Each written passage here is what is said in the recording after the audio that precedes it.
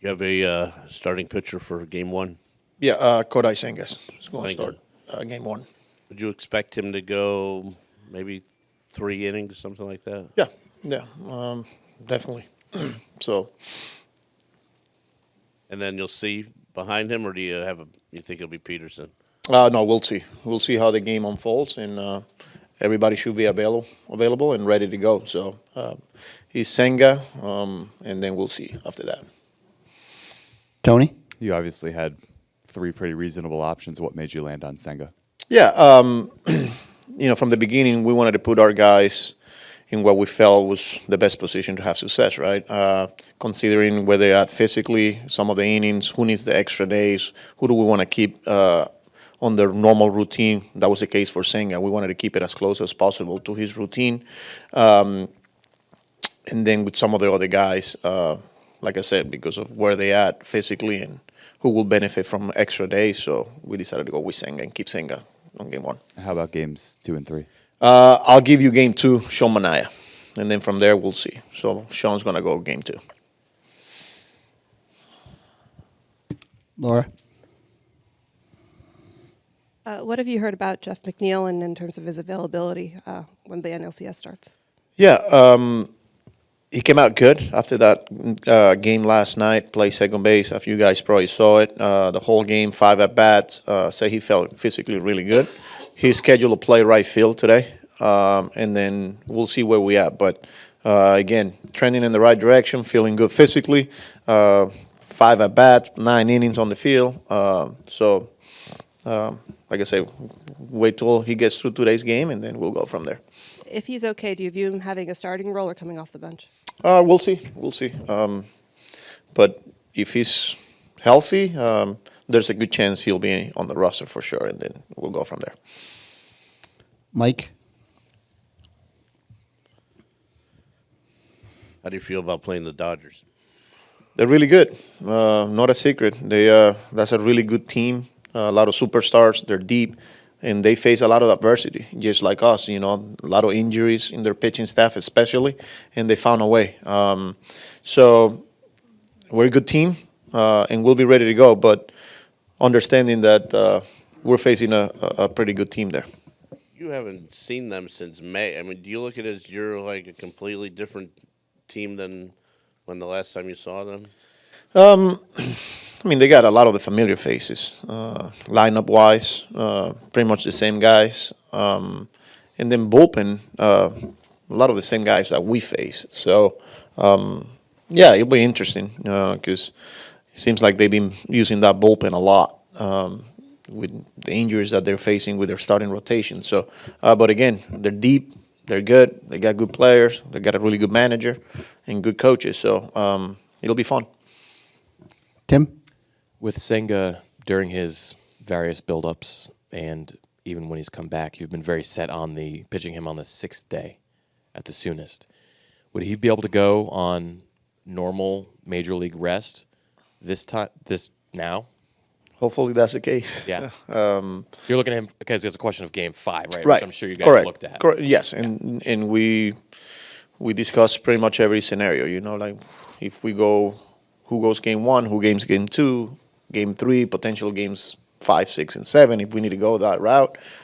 So yeah, and he's got to get through. His starts on Sunday, and then we'll continue to monitor him the following days. But he should be good to go. What does he think about going on normal rest? He's good to go. He wants what's best for the team, and he's gonna let us know. So, but as of right now, he feels good, and we're gonna go with him. More generally, with the pitching going to this round, how much of a luxury does it feel like to be able to line it up whichever way you want, which obviously not every team gets to do? Yeah, we're still facing a really good team, we got to go out there and execute. But I think overall, especially what we went through the past 2 weeks or so with so much traveling and playing that many games on the road, not only for the starting rotation, but for our bullpen, it was good to have these couple of days off. But, it was nice to have these conversations and have some choices and options. But, I don't put too much into it because we still got to go out there and play well. Dave? Carlos, Lindor already had an MVP regular season. I'm counting that Atlanta game almost as like a playoff game now. But have you seen kind of if not a different gear with him, but just a kind of a different mission, just with the stakes being higher now with these games? I think I seen a different gear probably 3 months ago. But the one thing is he's calm, especially after those big swings. He's done it before, and he has. Like it's hard to control your emotions when in the moments like the way he's coming through. So I think I just see a more mature player that is controlling his emotion. He's calm, and he continues to perform. Like that extra gear. I think that's Francisco Lindor. And this is a guy that, pretty early in his career, he was playing a lot of playoff games and a lot of meaningful games and even a World Series. So he's been in these moments. He knows what it takes. And people will feed off that too. So important for her to have not only Lindor, but with some of the guys that got playoff experience. They can share some of the way they approach certain situations. So definitely Lindor, special player, man. I mean, with him having done it already in October, like you mentioned in Cleveland, Carlos, is that something a player that is real, like that they've already done it, so they're more prone to do it again, or they know what to draw on to do it? He's a again? superstar. He's a superstar. He's one of the best players in the game, and there's a reason why. But the one thing with him, man, is like he works really hard. Like his routine, his preparation, like he's always doing something, whether physically. Going through video work, going through scouting reports, in the training room, in the weight room, talking to our trainers. Like, this guy is special. It's pretty amazing what he does, not only on the field, but off the field. Again, this is a superstar here that we get the privilege to watch him play and perform day in and day out, and especially in moments like this in October. So, Mark? Last time you guys saw the Dodgers was probably your rock bottom. Does it feel kind of full circle now that you have to go through them? Yes. But it's a long season, we played them earlier, and especially in May when it was hard for us. And look, here we are. Yeah, getting another opportunity to face a really good team, and it'll be fun. That's for sure. There's going to be a lot of superstars on that field. Two fan bases that are intense. So, I'm not going to put too much where, hey, we were struggling. We hit rock bottom in May, and we were facing them. That's baseball. It happens. A lot of times you're going to go through struggles. And when we were playing them, we played them well there in L.A., and then they came here and they beat us. But here we are. So. Did that last game against them feel like a turning point for you? Yeah, that was the game of the team meeting, I guess, right? So, yeah, you could say that. Turning point. Like we've been through a lot, But the fact that after that game, that's when the guys got together, and then we started turning the corner. So maybe. Jerry? Hey, Carlos, when you guys lost Kodai and Jeff in the regular season, you said something along the lines of, it'd be a good conversation to have if we get them back and we can talk about it. How's it feel to be in the position where you're talking about having Kodai start game one and maybe Jeff play for you guys in this round?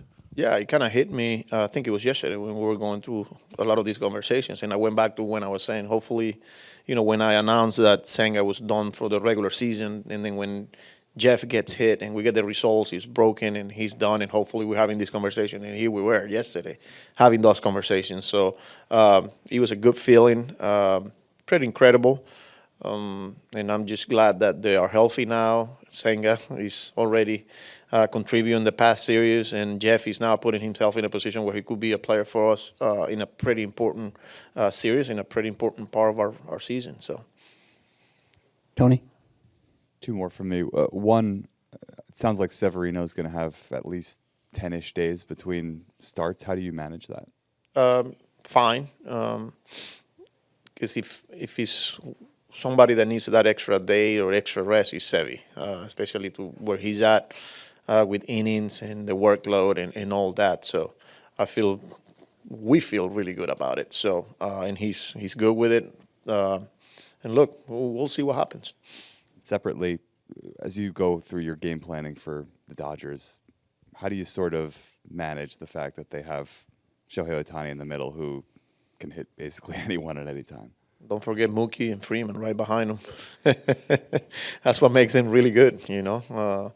That's three of the best hitters, and then you got a Teoscar Hernandez and Max Muncy, and then Will Smith, and I can go on and on. That's, like I said, that's a pretty good lineup there. It's deep, they're versatile, they're righty lefty, and they can do a lot of different things offensively. They can hit the ball out of the ballpark, they control the strike zone. Not a secret, so we'll be ready. I guess what I'm asking is there any special treatment you give a player like that, or because they're so deep, you almost can't?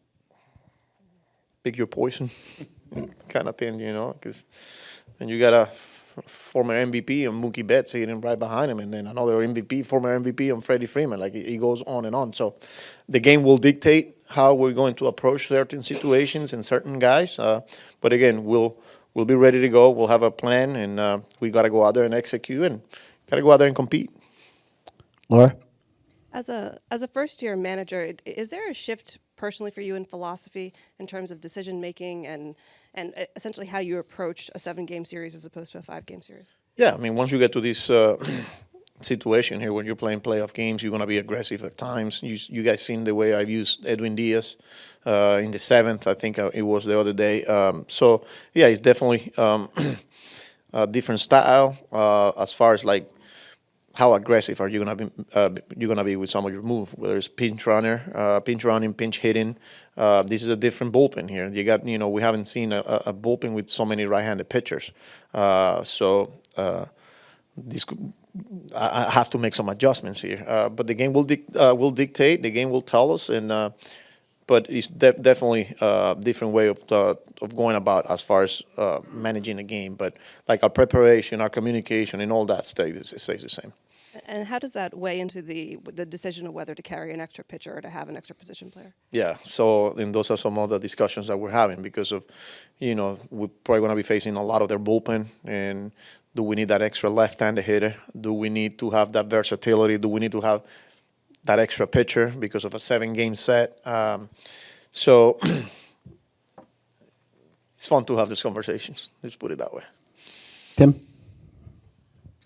Why did you guys work out here and then fly as opposed to the opposite? Yeah, because one, we didn't know where we were going, and two, we want to use our facilities, and then just kind of get our work in, get on the plane, and not having to get off the plane after 6-hour flight and go to the ballpark, and then so we decided, because again we didn't know where we were going and all that, we decided to just stay here, do everything here, and then fly and just go straight to the hotel.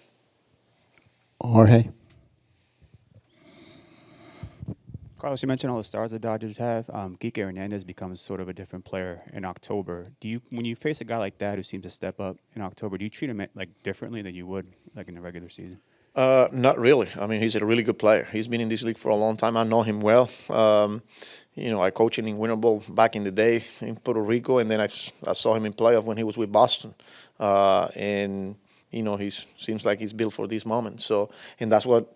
I continue to say that's a deep roster, that's a deep lineup, because now you're looking at a guy like Kike Hernandez, probably hitting down in the bottom of the order, and you see what he's done. Last night came through again, and he brings a lot of energy, and he's a really good player. So